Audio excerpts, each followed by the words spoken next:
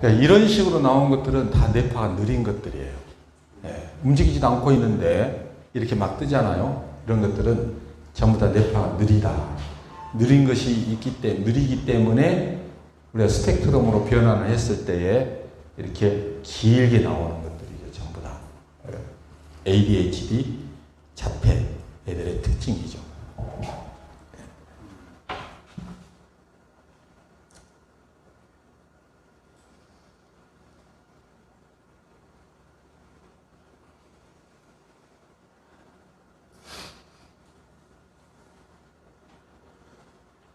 이제 요 경우 봐봅시다. 예, 이분은 74년생. 예.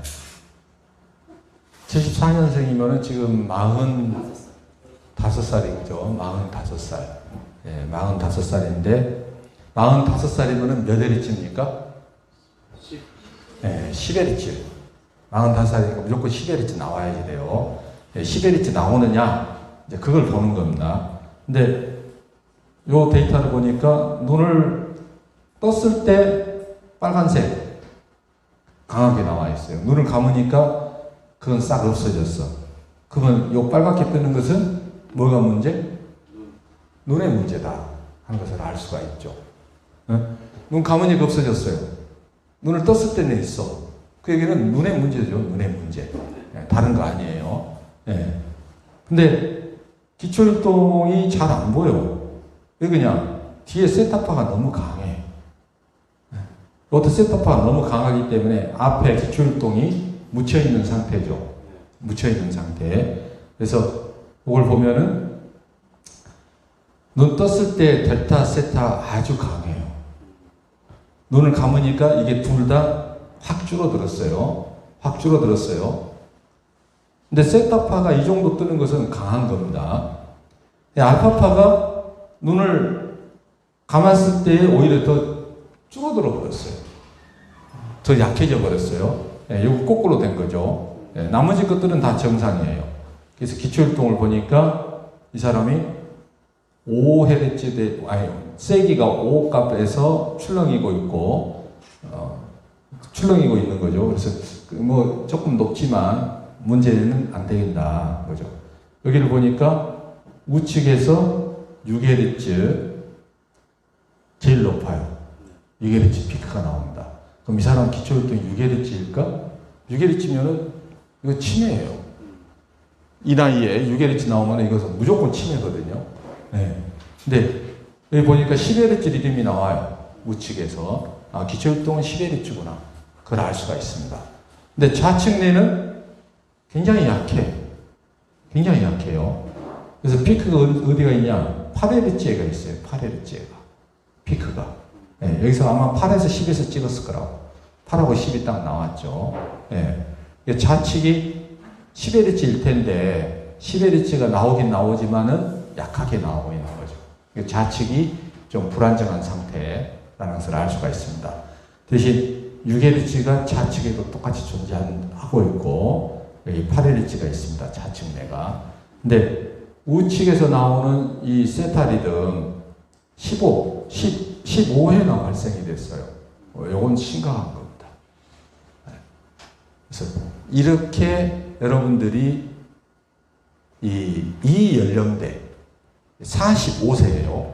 45세 때부터서 제일 첫 번째 나타나는 노화 현상. 축두엽과 후두엽의 노화가 진행이 시작이 돼요. 본격적으로. 축두엽과 후두엽의 노화가 본격적으로 시작이 된다. 그 얘기는 뭔 얘기입니까? 청각 기능 떨어지고 시각이 노안이 나타나기 시작하는 것이죠. 예. 그러니까 이 연령대가 굉장히 중요한 거예요. 근데 그 연령대에서 우측에서 세타 리듬이 6Hz 세타 리듬이 아주 강하게 나온다. 그 얘기는 우측 축두엽이 기능이 떨어지고 있다는 것을 알 수가 있습니다. 우측 축두엽이. 그래서 우측 축두엽의 기능이 떨어진다는 얘기는 우측 청각이 안 좋다. 그걸 알 수가 있죠. 네. 그렇게 연결을 지어야 돼요. 우측 축두엽이 문제가 있다. 축두엽 문제에서 우리가 그 사람이 느낄 수 있는 것은 뭐냐? 첫 번째가 청각이에요. 청각. 그래서 이명이 있거나 난청이 있거나 약청이거나 그 세 가지 문제가 딱 나타납니다. 세 가지 문제가. 그래서 이 사람은 우측 축두엽이 문제가 있기 때문에 우측 청각이 떨어지거나 우측 귀에서 이명이 있거나 우측에 소리가 잘 안 들리거나 이 세 가지 증상이 있어요. 분명히. 그러면은 우측 축두엽, 우리 뇌에 대해서 얘기하는 거예요. 그냥 뇌에서. 축두엽하고 청각하고 무슨 관계가 있느냐? 청각 피질이 축두엽에 있기 때문에. 청각 피질이. 청각 피질이 축두엽에 있기 때문에. 근데 이게 왜 축두엽으로 보느냐? 왜 축두엽 보느냐? 나이 때문에 그렇습니다.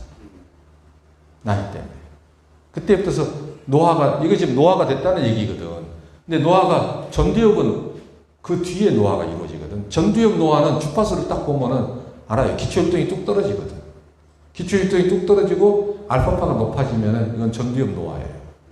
근데 이 사람은 알파파 세기가 정상이거든. 알파파 세기가 정상에다가 11Hz 리듬 나오고 있어. 전두엽 노화는 아니야. 근데 그렇다면은 이것은 축두엽밖에는 없어요. 네. 이 나이 축두엽이 노화가 빨리 진행되기 때문에. 네. 그래서 이 사람은 축두엽, 우측 축두엽 손상에 의해서 청력이 떨어지거나 계속 이명이 있거나 난청이 있을 수가 있겠구나. 이렇게 판단하는 겁니다. 그래서 물어봤죠. 우측 귀 정상입니까? 소리 잘 들리세요? 우측의 청력의 잃었답니다. 우측 청력 손상. 네. 그러니까 우리는 그냥 순수하게 뇌파 신호만 가지고 축두엽 손상, 축두엽 노화라고 보고 그것도 우측이 강하게 나왔기 때문에 우측 축두엽에 문제가 있다라고 판단을 하고 뇌에 대한 얘기잖아요. 딴 얘기 다 아니다고. 뇌에 대한 얘기만 가지고 그걸 얘기한 거죠. 그러니까 이게 사이언스예요. 이게 사이언스. 순수하게 우리가 갖고 있는 기본적인 뇌에 대한 지식 가지고 설명을 딱 했는데 그게 딱 맞아떨어지는 거죠. 네. 그래서 이 사람은 이제 치료할 수가 있느냐 없느냐. 병원에 가서 귀에 문제가 있다고 그럽니까? 물어봐야죠. 귀에 아무 문제 없다는데요. 그러면은 훈련으로 그것은 회복할 수가 있습니다. 왜? 뇌 문제니까. 우측 뇌를 언제 다치지 않았습니까? 물어봐야죠. 근데 남자들의 경우는요, 축두엽 손상이 이렇게 빨리 나타나는 경우는 첫 번째 원인이 뭔 줄 아세요? 네? 네? 축구요? 축구? 왜, 무슨 축구가 나와요? 헤딩? 술이에요, 술. 전부 술입니다. 네. 이건 술이에요, 술. 이 원인은 술입니다. 네. 그래서 이것은 술을 먹으면 안 됩니다. 술, 아무리 술이 사랑스러워도 멀리 하세요. 멀리 하시라고. 안 그러면 이건 완전히 망가지는 거죠. 네. 그래서 술로 인해 가지고 더 심하게 망가진 거.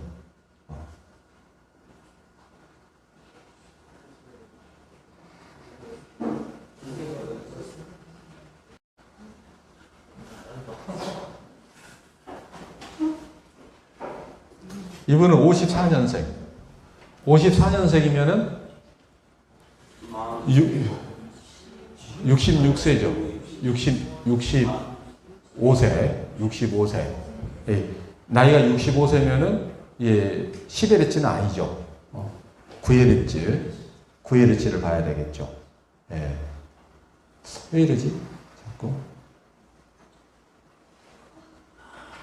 예. 이렇게 나왔어요.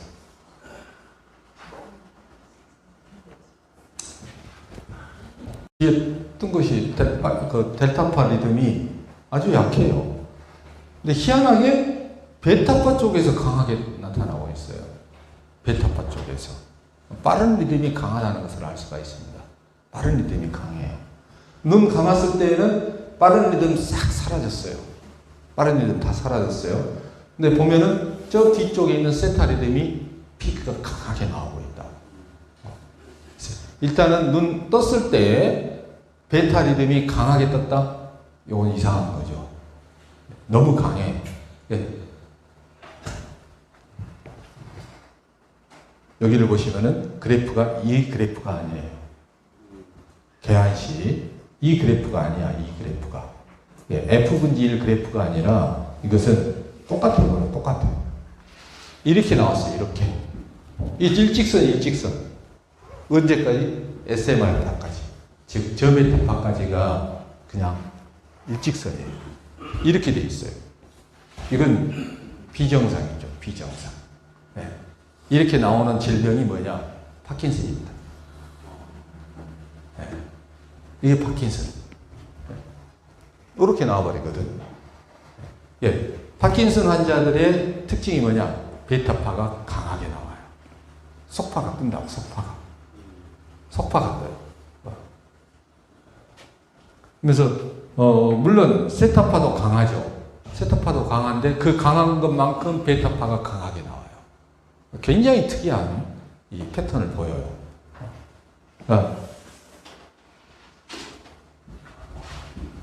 이런 건 진짜 희한한 뇌파거든요. 이렇게 베타파가 강하게 뜨는 것은 굉장히 보기 드문 뇌파입니다. 이거 완전 뇌에 심각한 문제가 있는 거죠.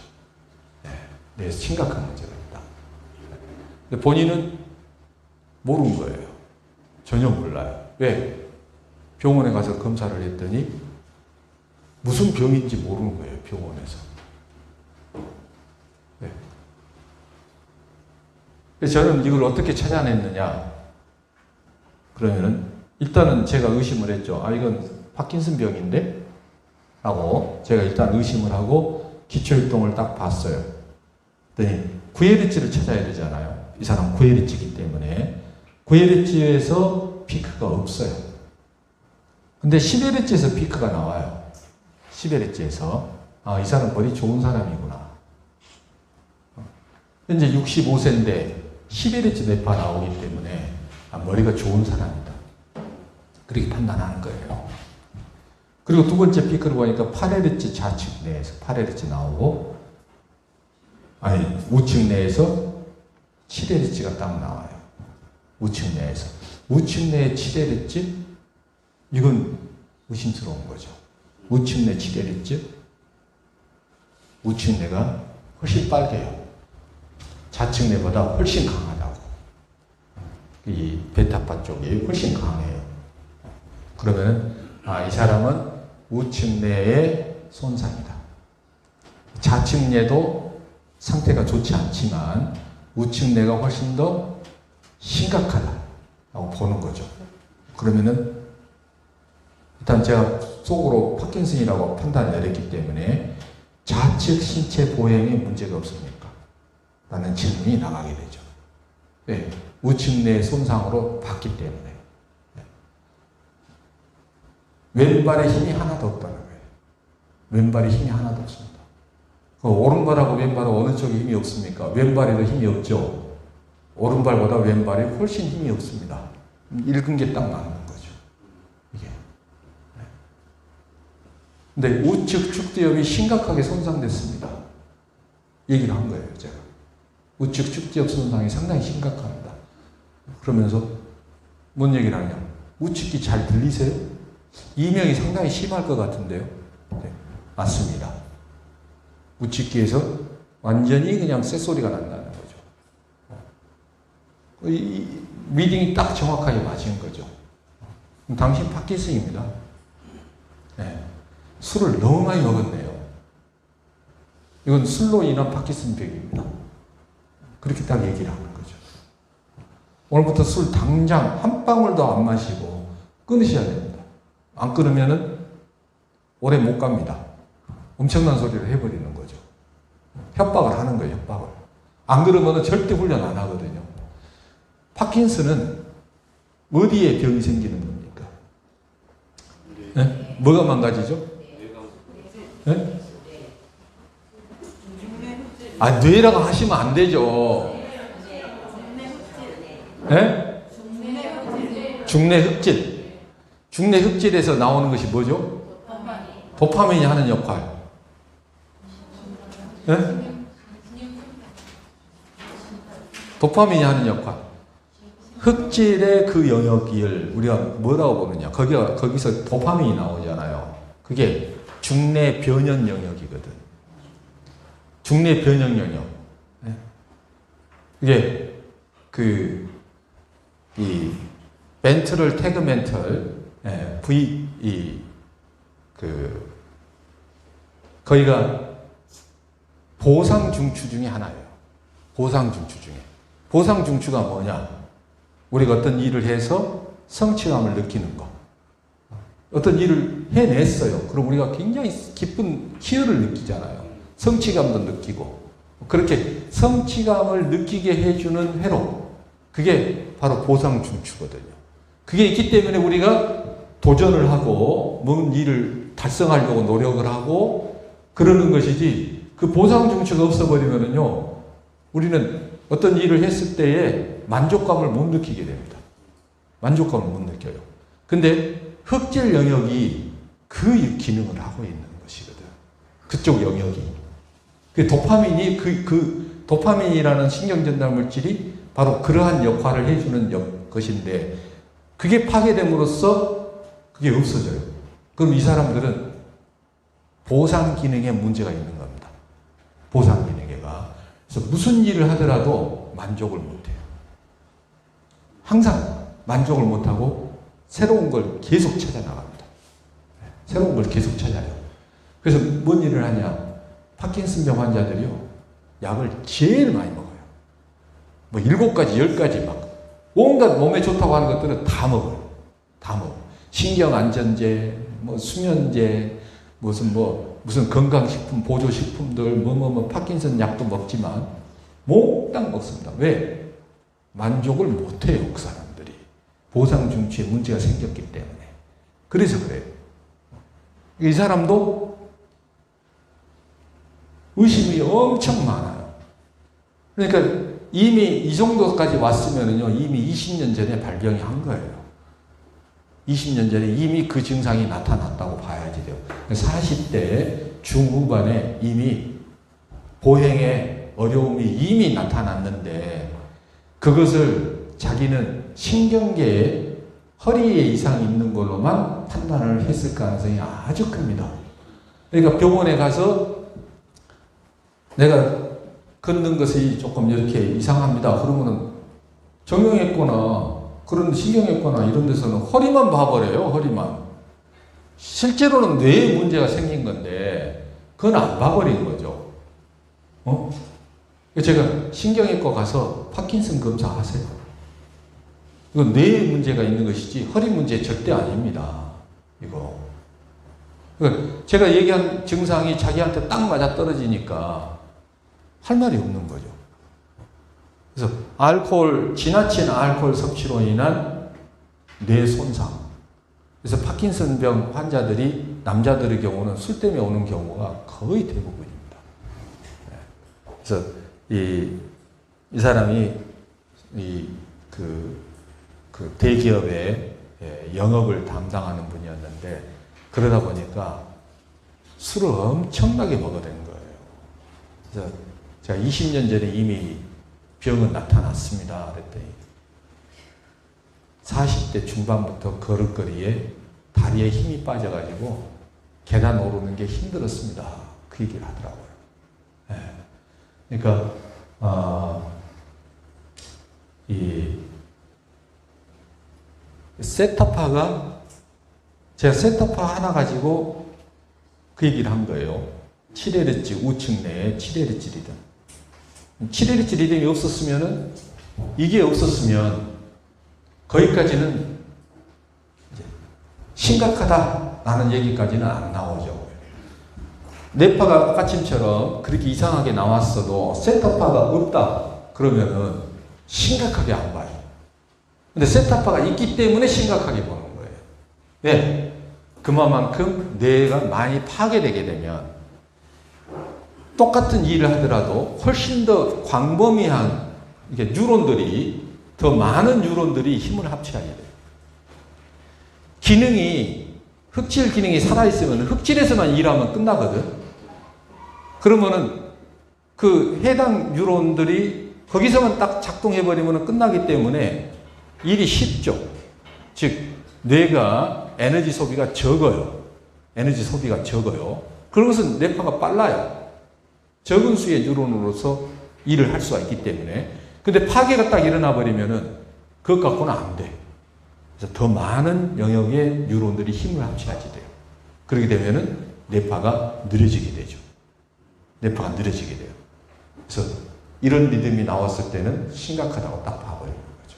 뇌파가 이렇게 비정상적인 뇌파에 강한 세타 리듬이 딱 존재한다. 그러면은 무조건 심각하죠.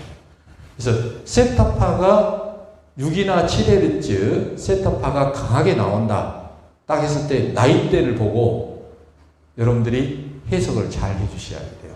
그러니까 40대다, 30대다 그러면은 기초혈동이 존재할 경우에는 이건 치매 절대 아니에요.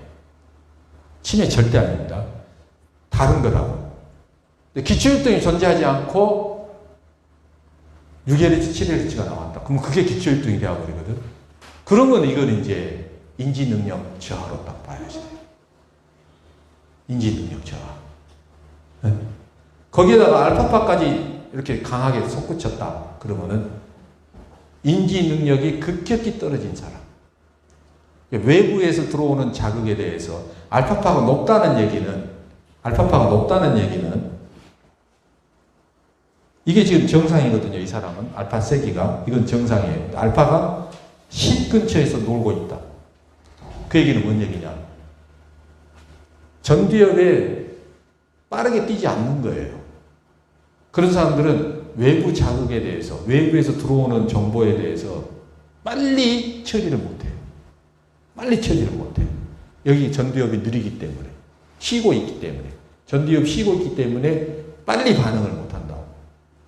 그래서 순발력이 굉장히 떨어진다고요. 무슨 결정을 하라고 해도 결정을 빨리 못해. 자기가 생각을 해봐야지. 한참 생각을 해야 자기가 결정 내리동 말동해요. 뭐 여러분 주변에 뭐 하자고 했을 때 결정 못하는 사람들은요 전부 다 알파파 높은 사람들이에요. 전두엽의 알파파 다 높은 사람들. 11Hz가 나와도 너무 높잖아요. 그러면은 이게 자고 있는 거야. 쉬고 있는 거야. 네. 건강은 하지만 이게 빠릿빠릿하지 않은 거죠. 네. 건강은 하지만. 근데 이 사람은 알파파가 정상 수준이거든요. 알파파 정상 수준. 즉 10Hz가 정상 수준이다. 이 사람 굉장히 머리가 좋았기 때문에 능력이 있는 사람이죠. 능력이 있어서 일을 굉장히 열심히 했는데 술을 과하게 먹은 바람에 뇌가 손상되어가지고 파킨슨병이 온 겁니다. 그래서 사회적으로도 성공한 사람이죠. 근데 무조건 술은 끊어야지 돼요. 그래서 자기 집에 술이 어마어마하게 있는데 그거 다 없애라고 제가 했던 거죠. 그래서 이 주파수 10Hz 리듬이 나오냐? 10Hz 리듬이 나온다. 그럼 뇌는 정상. 기본적인 것은 정상인데 세타파가 존재 안 해야 그 기초율동이 정상적으로 작동되는 거고 세타 리듬이 딱 나와버리면은 이건 문제가 있는 것이 되는 겁니다. 네. 그래서 이분은 상당히 심각한 상황인데 본인이 운동을 굉장히 열심히 했어요. 보니까 자기가 하루에 2시간씩 헬스클럽 가서 날마다 운동을 하고 그래서 파킨슨병의 증상을 심각하게 자기가 못 느낀 겁니다. 근데 저는 이제 파킨슨 환자들을 좀 많이 봤기 때문에 벌써 혀가 어눌해가지고 발음이 불분명하고 그런 것을 봤어요. 이분은 무조건 파킨슨이다 라고 판단 내리고 병원에 가서 정밀 진단 받고 약을 드세요 라고 얘기를 했죠. 근데 그 약 가지고 그러면서 약을 드세요 해놓고 뭔 얘기를 했겠습니까? 약이 치료제가 절대 아닙니다. 병은 그대로 진행이 됩니다. 약은 그냥 몸을 움직이게 하는 것을 불편하지 않게 해줄 뿐이지 뇌 손상은 그대로 진행이 됩니다. 그럼 어떻게 해야 됩니까? 심각한 표정을 짓죠. 유라머니는 그대로 진행되는 것을 막아줍니다. 어느 걸 선택하겠어요? 유라머니를 선택하죠. 그래서 유라머니 자기가 이제 훈련을 하는 걸로 그렇게 결정을 했었습니다. 네. 그래서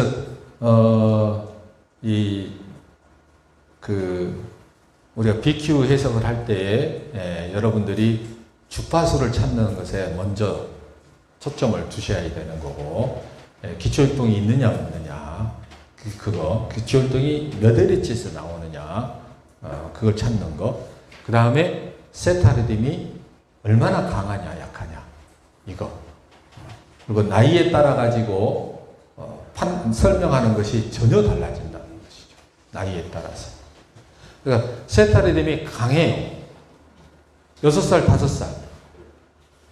이런 애들은 정상. 아무 문제 없어요. 네. 걔들은 오히려 더 낮은 리듬을 봐야지 되죠. 더 낮은 리듬이 강하냐, 어쩌냐. 그렇게 봐야 되겠죠. 네. 근데 10대 애들이 세타 리듬이 강하다. 이건 무조건 주의 삼만. 무조건 주의 삼만. 거기에 베타파까지 떴다. 그러면 얘들은 과잉 행동. 그렇게 되는 거고. 이게 지나치게 높다. 얘는 자폐. 이렇게 되어버리는 거죠. 근데 20대 이상이에요. 20대 이상에서 세타파가 20대는 세타파가 높았을 때 주의 산만으로 봅니다. 30대부터서는 그거 아니에요. 네, 그거 아니에요. 30대부터서는 이건 세타파 강하면은 노화로 보기 시작합니다. 노화로 보기 시작해요. 네, 30대 초반 정도면은 여전히 주의 산만으로 보겠죠. 35세 딱 넘어가면은 이건 노화예요. 네, 특히 여자들은 남자보다 노화가 훨씬 빨리 오거든요. 25살 넘어가면 여자는 바로 노화가 시작이 돼요. 네. 그렇기 때문에 세타파, 여자의 경우에는 세타파가 그렇게 떴다 했을 때는 노화로 봐도 됩니다. 네. 그러니까 연령에 따라 가지고 똑같은 주파수여도 해석하는 게 전혀 다르다. 그러니까 베타파 쪽이 뜨는 거, 고베타파 쪽이 뜨는 것이 10대나 20대 애들은 그냥 막 이 10대 애들은 과잉 행동으로 보죠. 가만히 안 있고 막 행동이 막 산만한, 예? 그런 걸로 보지만 30대 딱 들어가잖아요. 그러면은 그것은 그렇게 안 봐요. 뭘로 보냐? 혈액순환 장애로 봐요. 혈액순환 장애. 즉 혈압이 지나치게 높거나 아니면은 당뇨가 있거나 둘 중에 하나로 보는 거죠. 네. 연령에 따라 완전히 다르죠. 40대면 이거 무조건 고혈압 아니면 당뇨. 그걸로 딱 봐버려요. 40대부터서는. 네. 그러니까 똑같은 주파수여도 연령에 따라서 해석이 전혀 달라진다. 네. 50대에 우리가 7Hz 세타 리듬, 강한 세타 리듬을 딱 봤어요. 기초율동 없어요. 그럼 뭐라고 해석하냐? 치매. 기초율동이 있어요. 그러면 치매 아니에요. 그 사람 치매 아니에요. 기초율동이 있으면, 기초율동이 9Hz나 10Hz에서 딱 나왔어요. 그건 그건 치매 아니에요. 뭐가 문제냐? 축두염 문제. 축두염 노화. 축두염 노화로 보는 거예요. 그럼 축두염 노화는 청력 문제도 있지만은 기억력 감퇴죠. 기억력 감퇴. 네. 그래서 특히 고유명사에 대한 기억력이 급격히 떨어지게 되죠. 네. 이름 생각이 안 나죠. 이름 생각이 안 나요. 얼굴도 잘 기억 못하고. 네. 이름 생각 못하고 얼굴 잘 기억 못하고 이게 왜 축두염하고 관계가 있습니까?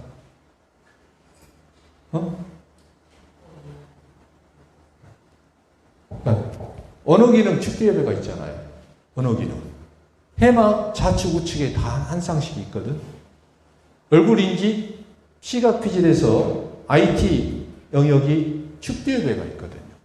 얼굴 인지하는 기능이. 네.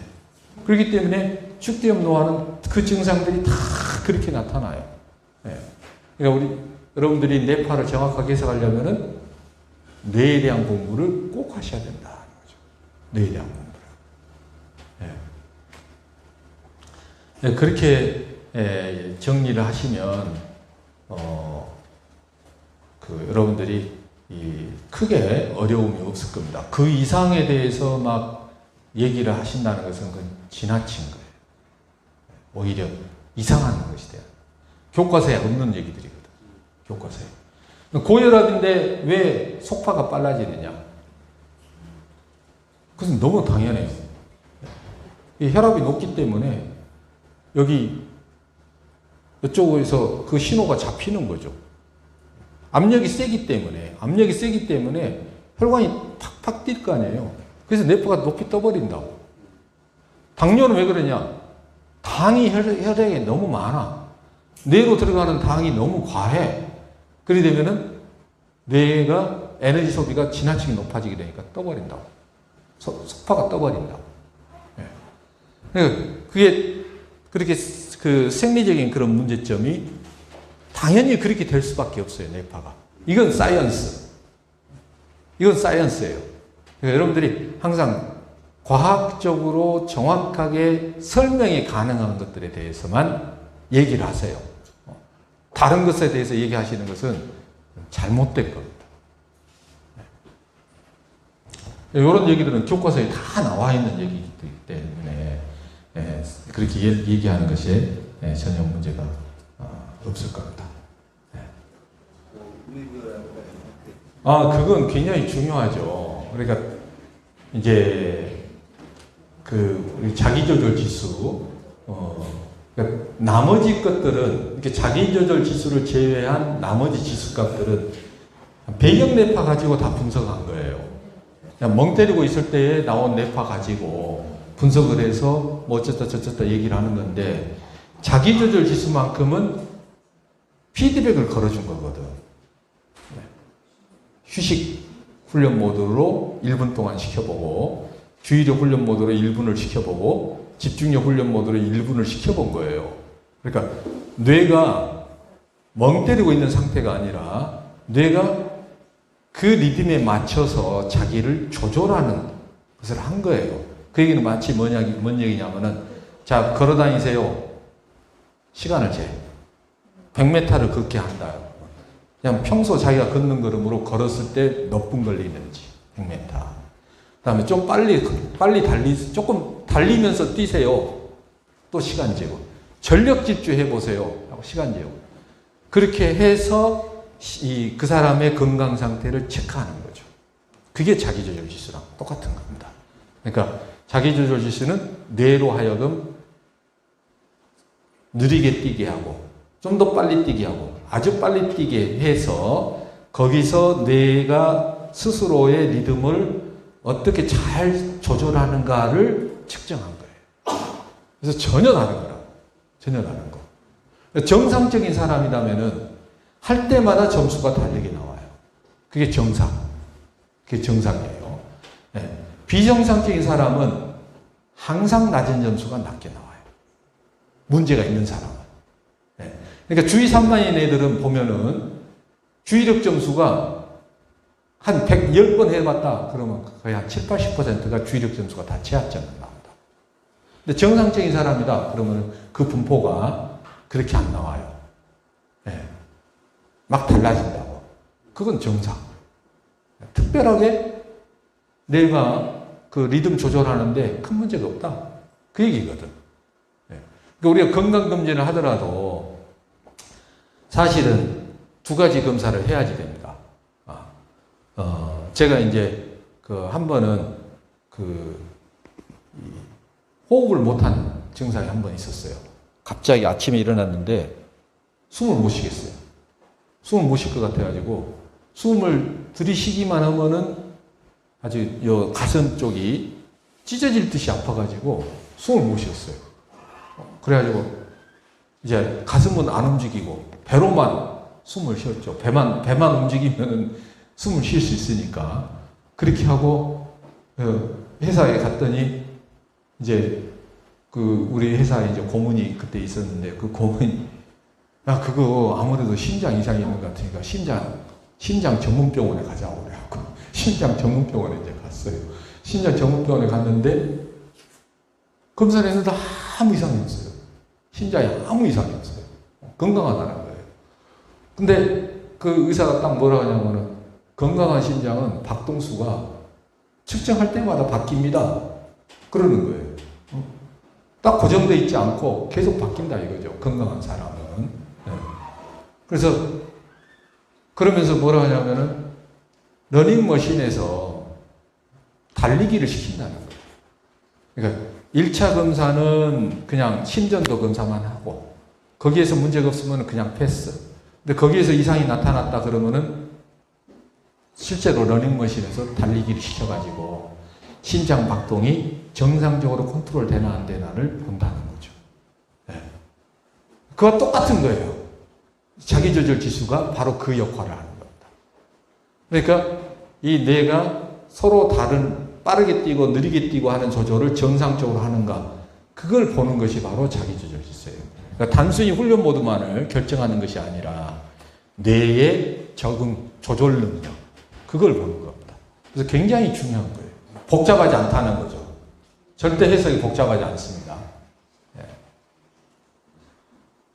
자, 그러면 이상 마치